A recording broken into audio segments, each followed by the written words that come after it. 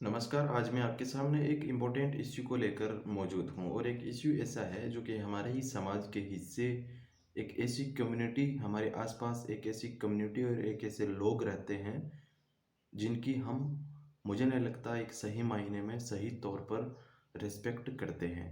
मैं बात कर रहा हूँ ट्रांसजेंडर की, यानी कि जिसे हम और अलग-अलग भाषाओं में उनको पुकारते हैं। सोशल मीडिया पर तमाम तरह की उन्हें लज्जा महसूस होती है, लगातार उन्हें गालियाँ दी जाती है, लेकिन यही यह हमारी सोसाइटी का एक महत्वपूर्ण हिस्सा है, important part of our society. लेकिन चाहे भारत हो या पाकिस्तान हो या यूएसए हो या इंग्लैंड हो, कई देशों में इस तरह के लोगों के साथ बहुत बड़ी संख्या में नाइंसाफ़ी होती है। वो इसलिए ताकि इनकी आवाज़ कोई उठाने वाला अब तक नहीं है। पूरी दुनिया में अगर इनकी जनसंख्या देखें तो करोड़ों में है, लेकिन भारत में एक बहुत बड़ी जनसंख्या जो कि 2011 के अनुसार 6 लाख है, यानी तकरीबन 5 लाख से 6 लाख जनसंख्या है। अगर इन लोगों को विशेष अधिकार नहीं दिए गए तो ये लोग एक दिन बाहरी संख्या में इनका गुस्सा हमें देखने को मिल सकता है। लेकिन चाहे वो सोशल मीडिया प्लेटफॉर्म हो या पारिवारिक हो या समाज हो, इन्हें बेदखल कर दिया जाता है। इनकी संघर्ष की कहानी इनके खुद के परिवार से शुरू होती है। इन्हें परिवार से बिल्कुल अलग समझा जाता है और परिवार से बिल्कुल एक ऐसे तमाम लोगों के पास छोड़ दिया जाता है जो कि इसी विशेष समुदाय के लोग हो। मेरे पास कुछ देशों के आंकड़े हैं, मैं आपको कुछ आंकड़े बताना चाहता हूँ। इंग्लैंड में यह जनसंख्या अब तकरीबन 3 लाख की ओर है और पाकिस्तान में यह जनसंख्या 3 लाख से लेकर 4 लाख के तकरीबन जा रही है। भारत में ये जनसंख्या 5 लाख से लेकर 7 लाख के तकरीबन हो चुकी है, लेकिन इनके लिए कोई भी किसी भी कंट्री में किसी भी प्रकार का कोई अधिकार नहीं बना है, चाहे वो अमेरिका हो या इंग्लैंड हो या अफ्रीका हो या भारत हो या चीन हो, चाहे किसी भी हर देश में, देश की इस दुनिया के हर कोने में इस तरह के लोग मौजूद हैं, लेकिन उनको लेकर अभी तक पूरी दुनिया में ना ही यूएन अब तक कोई इस तरह का प्रावधान लेके आया है।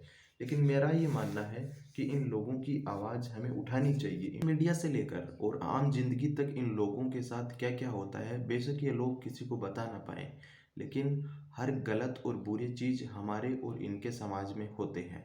हम इन्हें सोसाइटी से अलग मानते हैं, बेशक चाहे हम इन्हें ज़्यादातर लोग इन्हें सेक्सोलॉजिस्ट नज़रों से देखते हैं। एक ऐसे नज़रों से, भद्दी नज़रों से इन लोगों को देखा जाता है जो कि सही मायने में ठीक नहीं है। चाहे वो, क्योंकि बुरे लोग तो हर समाज में होते हैं, चाहे हमारे समाज में भी है, लेकिन इन लोगों के साथ जो होता है वो बड़ा निंदनीय है। भारत में ट्रांसजेंडर के लिए अब तक कोई बड़ा कानून नहीं बना है। जो इनके साथ हैरेसमेंट होती है उनके प्रति ये लोग कहाँ शिकायत दर्ज कराएं, और इनके साथ होने वाली अन्याय के खिलाफ इनके पक्ष से आवाज़ उठाने वाला भी कोई नहीं है। बेशक ये लोग अलग कम्युनिटी में रहते हैं, लेकिन आखिर रहते तो इस देश में ही है। मैं हर देश की बात कर रहा हूँ। इस दुनिया में जिस भी कोने में अगर कोई व्यक्ति रहता है तो वहाँ ज़रूर इस किस्म के लोग यानी ट्रांसजेंडर लोग रहते होंगे। हमें मिलकर इनकी आवाज़ उठानी चाहिए, हमें मिलकर इनका सपोर्ट करना चाहिए, चाहे वो किसी भी तरह का सपोर्ट हो। लेकिन इन लोगों के साथ उठ रही इन लोगों के साथ हो रही अन्याय के खिलाफ भी आवाज़ उठाना हमारा ही हक है। लगातार कई देशों में, बड़े-बड़े यूरोपीय देशों में, चाहे फ्रांस, जर्मनी या और कोई भी अमेरिका, जो भी यूरोपीय देश है, वहाँ पर समय-समय पर ट्रांसजेंडरों के आंदोलन होते रहे हैं। बड़ी-बड़ी क्रांतियाँ होती रही है, लेकिन इन लोगों के लिए अब तक कोई विशेष कानून नहीं बना है। बेसिकली भारत में भी इस तरह की चीज़ें समय पर होती रही है, लेकिन भारत में ये सारी की सारी चीज़ें जब चुनाव नज़दीक आता है तब इनका वोट लेने के लिए एक विशेष प्रकार का माहौल इनके प्रति स्नेह और सद्भाव का बनाया जाता है, जो कि बिल्कुल एक विपरीत स्थिति में है। तो इन लोगों को हमें बिल्कुल अपने स्वार्थ के लिए ना प्रयोग करें।